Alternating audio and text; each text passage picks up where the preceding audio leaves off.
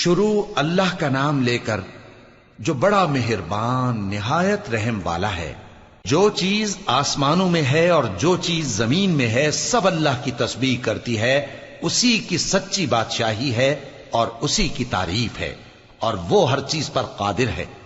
وہی تو ہے جس نے تم کو پیدا کیا، پھر کوئی تم میں کافر ہے اور کوئی مومن، اور جو کچھ تم کرتے ہو اللہ اس کو دیکھتا ہے۔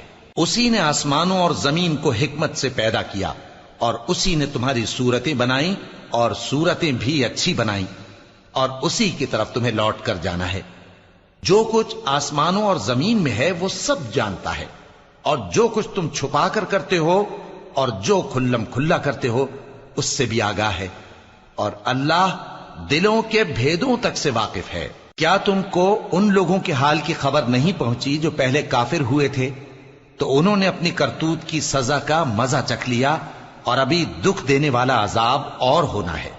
یہ اس لیے کہ ان کے پاس پیغمبر کھلی نشانیاں لے کر آتے تو وہ کہتے کہ کیا ایک آدمی ہمیں ہدایت کرے گا؟ تو انہوں نے ان کو نہ مانا اور منہ پھیر لیا، اور اللہ بھی بے نیاز ہو گیا، اور اللہ بے نیاز ہے، لائق حمد و ثنا ہے۔ جو لوگ کافر ہیں ان کا اعتقاد ہے کہ وہ دوبارہ ہرگز نہیں اٹھائے جائیں گے۔ کہہ دو کیوں نہیں؟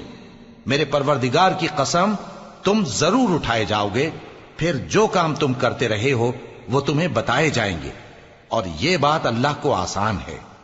تو اللہ پر اور اس کے رسول صلی اللہ علیہ وآلہ وسلم پر اور اس نور یعنی قرآن پر جو ہم نے نازل فرمایا ہے ایمان لاؤ، اور اللہ تمہارے سب اعمال سے خبردار ہے۔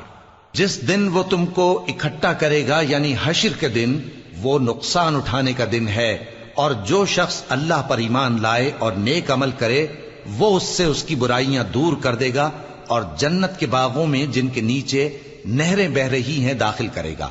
وہ ہمیشہ ہمیشہ ان میں رہیں گے، یہی بڑی کامیابی ہے۔ اور جنہوں نے کفر کیا اور ہماری آیتوں کو جھٹلایا وہی اہل دوزخ ہیں کہ ہمیشہ اس میں رہیں گے، اور وہ بری جگہ ہے۔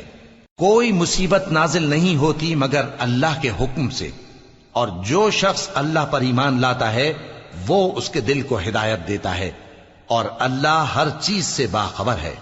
اور اللہ کی اطاعت کرو اور اس کے رسول کی اطاعت کرو، پس اگر تم منہ پھیر لوگے تو ہمارے پیغمبر کے ذمے تو صرف پیغام کا کھول کھول کر پہنچا دینا ہے۔ اللہ جو معبود برحق ہے اس کے سوا کوئی عبادت کے لائق نہیں، تو مومنوں کو چاہیے کہ اللہ ہی پر بھروسہ رکھیں۔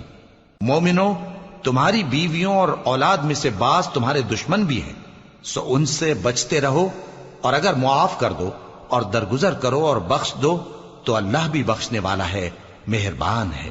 تمہارا مال اور تمہاری اولاد تو آزمائش ہے، اور اللہ کے ہاں بڑا اجر ہے، سو جہاں تک ہو سکے اللہ سے ڈرو اور اس کے احکام کو سنو، اور اس کے فرمانبردار رہو، اور اس کی راہ میں خرچ کرو، یہ تمہارے حق میں بہتر ہے۔